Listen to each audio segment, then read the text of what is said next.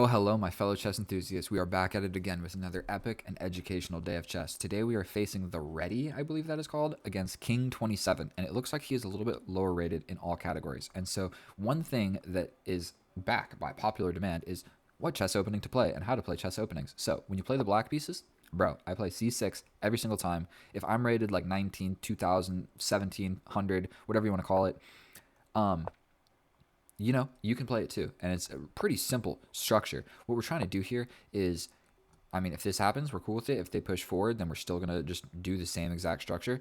But what we're going for, strange move by our opponent, we're going to develop this knight first. He's made a lot of pawn moves, so it'd probably be smart for him to, at some point, move some pieces instead of pawns. So he's locked it down. We're going to get a little bit of a sandwiched position, but we're going to develop the knight so that his knight can't jump in here. And this indestructible pawn structure is so much fun to play. So I think we can just push, correct? And if he takes, we take. Am I calculating something just horrendous? I mean, he can play this, but then we just take and we're chilling. And we got the open file. So this move probably makes sense. We're going to just take back. The rook, he has to take. So we're going to take back over here. If he takes like this, we come over here. If the knight comes in, we pin this guy with the idea of this maybe, or something like that. And so we're doing a casual game, for one, because I feel like in rated games, people cheat a lot. Maybe I'm the only one, but I want to show you something else. Check out this mouse pad. That's right. Chess mouse pad. Where's the mouse? I need that to make my moves. Okay, so we're going to just take. My bishop is locked in jail, which is no fun. We don't really want this guy being able to jump forward, so I think we should maybe invest. Well, I mean, we're going to need a castle, so that's probably more important than pinning his knight, which isn't even pinned yet, because this pawn hasn't moved, so that's what I was talking about. I was going to do this pin. This pawn hasn't even moved yet, so we need to be worried. We need to be slightly worried about this pawn. We need to be a little bit aware of we do have this check, but we're ready to castle. We are ready to castle. So he does want to play this. I think we can just take and we're chilling. But first we're going to just tickle this guy. We're going to give him a little tickle. If he takes, then it's probably just a bad move for him. If he steps back, what we're worried about is castling. Then the knight comes in, and then this guy all of a sudden becomes real undefended. So should we just get crazy? What if I slide all the way over with my queen? No, because then he can get the open file. Don't love that. What if I jump forward and he takes and I step up with my king? So like this. I actually quite like that. We jump forward. He's essentially, this is hanging. So he's probably going to, if he takes this, I can take this first, attacking the queen. Then he attacks this. And then I win this. So I think we're going to do it. I might not get to castle, but in this structure, I'm not sure. Like, I'm just not convinced how important that actually is. Like, these guys see each other. These guys see each other. So if he takes here, I think I grab this first. He's got to do something with the queen. I could even desperado. But then he would get his bishop to this square, so we're just not going to do that. So if he takes, and we take, and he takes, I step forward, and we're chilling. So we're going to go like this. Now, this would be a very reasonable move. I also have this check. He could step forward with the queen. Then I just take. He'd probably step back like this. Let's not be fancy. We don't got to be fancy here.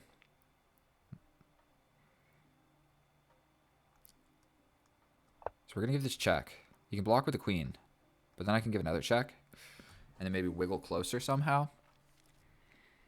And if the queen leaves here, I could take the knight. Okay, so the knight's here. I think that's the cue to bring the rook to the open file. He has still not castled yet, and so I intend to make use of that.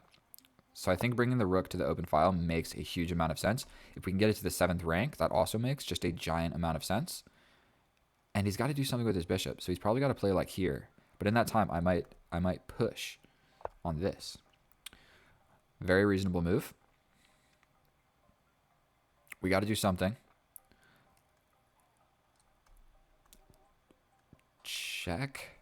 Take with the queen. I come in with this check. He can step up, and then it just doesn't work.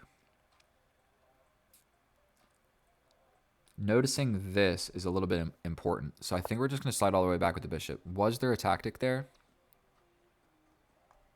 We kind of just want this guy to move because this is just a super powerful move. So even playing my queen up to here, or like playing like this, like if I can just station my most powerful pieces along this rank, that would be awesome.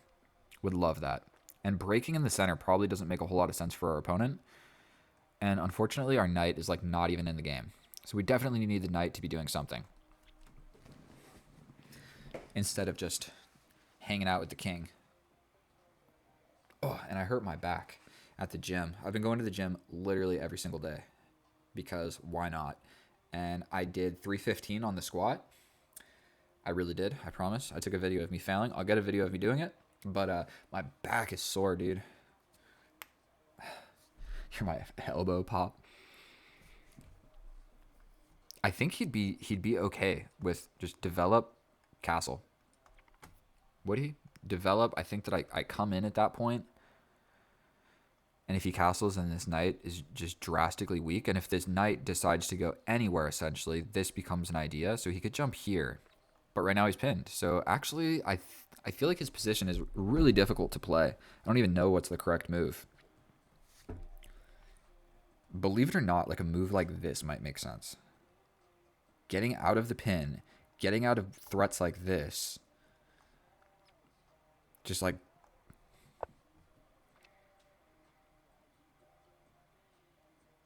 What we don't need to take is the first thing. Like take. I mean, I guess we can win a pawn doing that. We take, and if he takes back, I just take. It's not the most beautiful thing, but I can win this pawn. I just win this pawn. Then what does he want to do? He's got no check with his queen. He can't take. It's pinned to the king. Then I could come back here and have some pressure here, but I really liked this infiltration idea. This knight is pinned like more than one way. Not only is he pinned to the king, he's also pinned, like say he could move, then this move arrives. So he needs to stay guarding this square. That's what I'm saying. That move makes a huge amount of sense.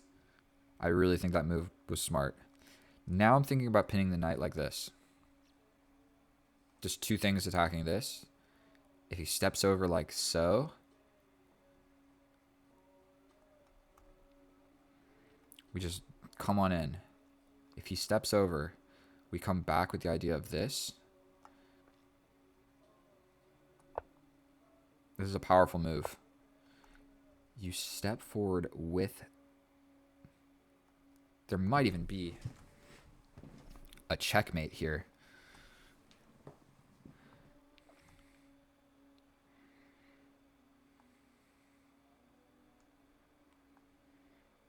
I can lock it down like this. What if I give this check? You take. I take attacking the queen. Boom, boom, check. Does that make any sense? Here. You take. I hit you with a check with the knight. At the very least, I grab this. So that's a risky type move to play. But I might be able to grab this pawn in one of the lines. Check. Here. Take. Also threatening this. I really hope I'm not calculating something horrendous. I can also bring my knight. So when he takes this, I jump forward with the knight.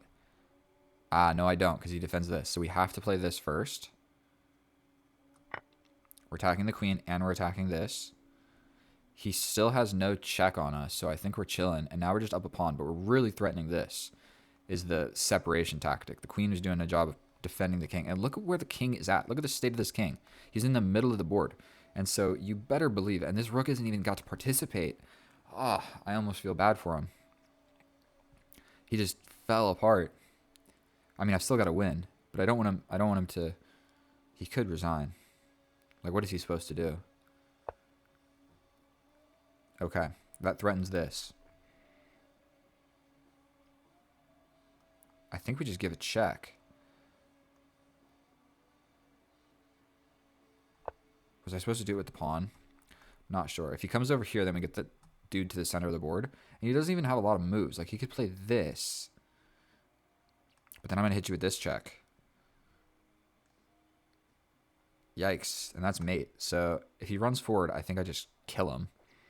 If he steps to the side, I hit him with yet another check. But then he runs over here. But I could hit him with another check. I can also do this.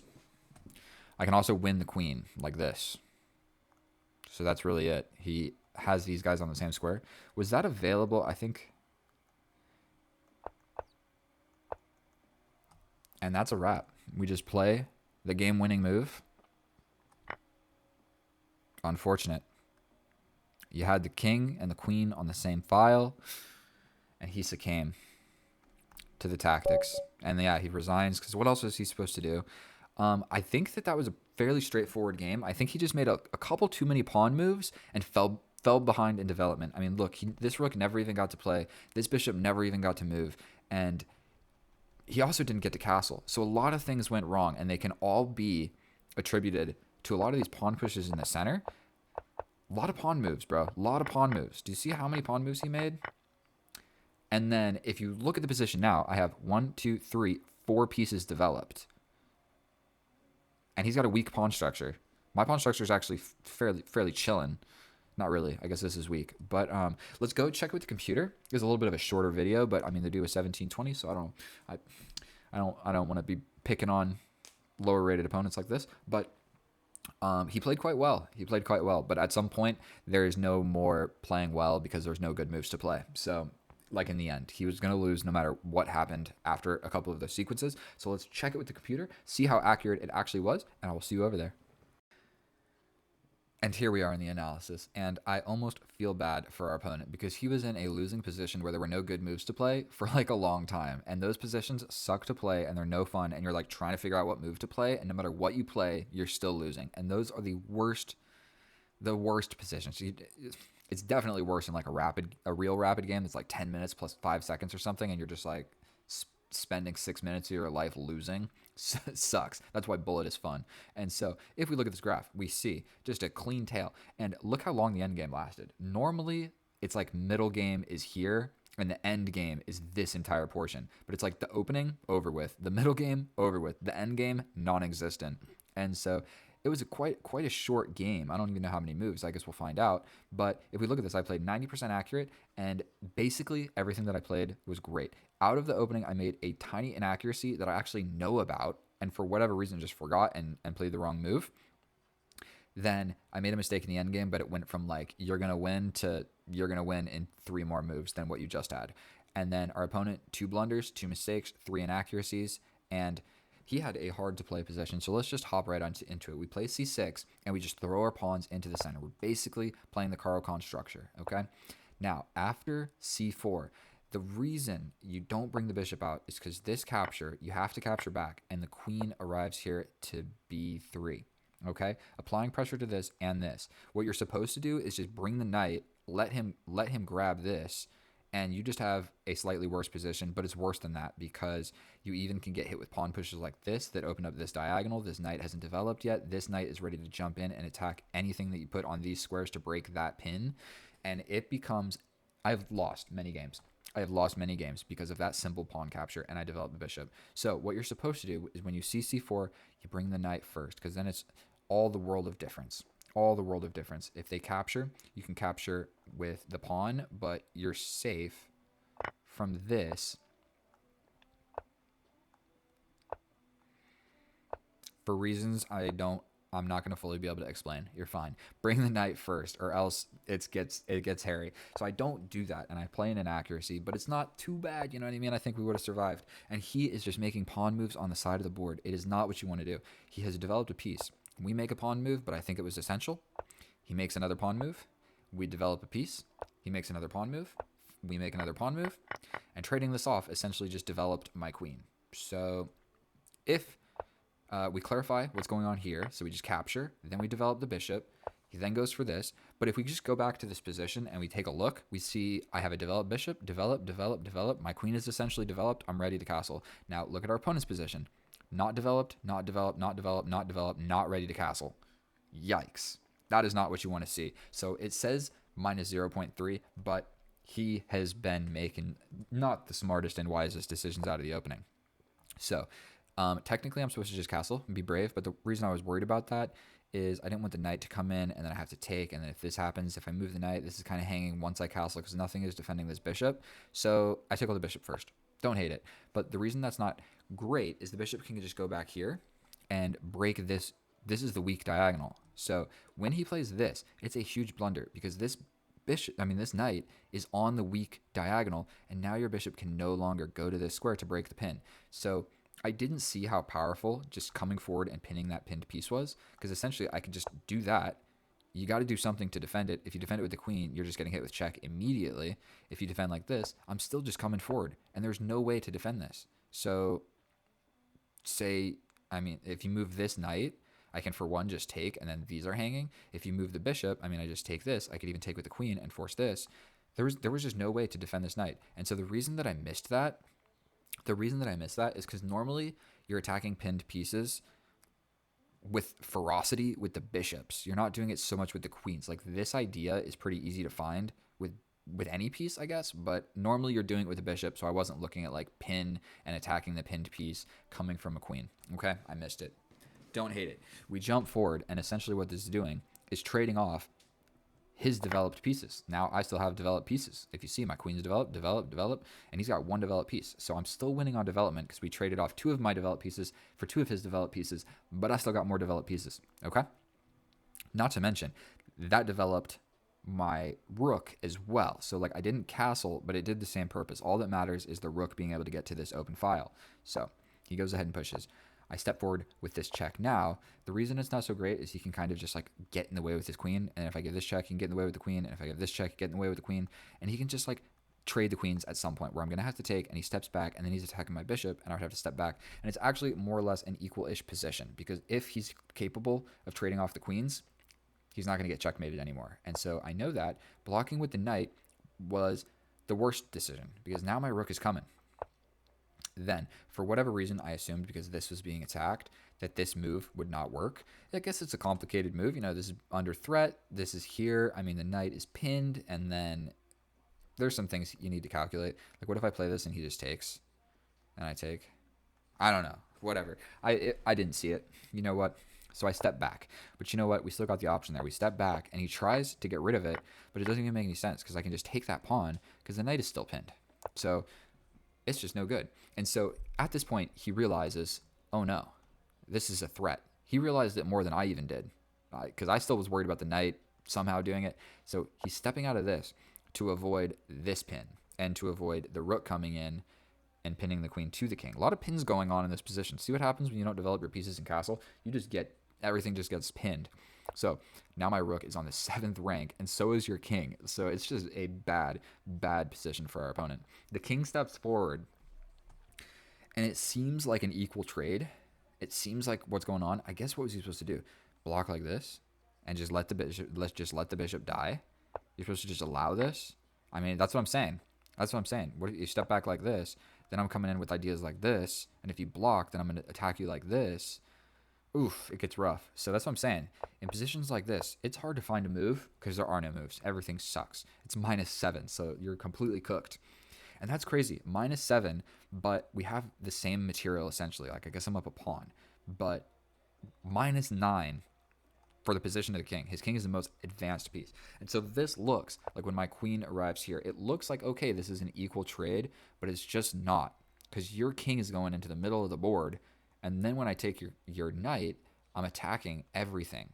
So it looks like, okay, if you grab my knight, I grab your bishop. That's what it looks like. But that's not really the case. Yes, that happens. But then your king is literally on e4 in the middle of the board.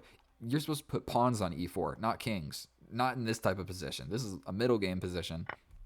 And it happens. And so we go ahead and just take here first. And then if you look at the position, it's suggesting push pawns on the side of the board, throw away a piece essentially. There's nothing that you can do. So he develops the queen, and unfortunately, this is coming. So the idea here is make the king move away from touching this pawn. And there's a couple different ways you can do that. He can't even move here. He can't even move here. So all you got to do is touch the king. So I play this. And like I said, if he plays this, he's just getting checkmated. Okay? if he plays this, then that is what happened. Then I just take the pawn. Then you're just losing the queen. This is going to happen. The king steps back. There's a lot of different things I can do. He comes here. Oh boy, I hit you with another check. You run in the corner, you're getting checkmated like this. If you run this way, probably I would start pushing some pawns. I'd probably push this pawn and try and like wiggle the king out somehow and checkmate him. I feel terrible for our opponent. If you enjoyed watching that video, I hope that it was long enough. The game was like 10 minutes. The analysis was like 10 minutes. So what can be learned from this? The main two things, okay? If you're playing the c6 opening, if you're playing the c6 opening and you see c4, develop the knight first, then bring the bishop. It's complicated why that is better, but you play that, okay? Let's just look into it. If they capture, capture. If the queen comes out, then you develop. Oh, it's not that complicated.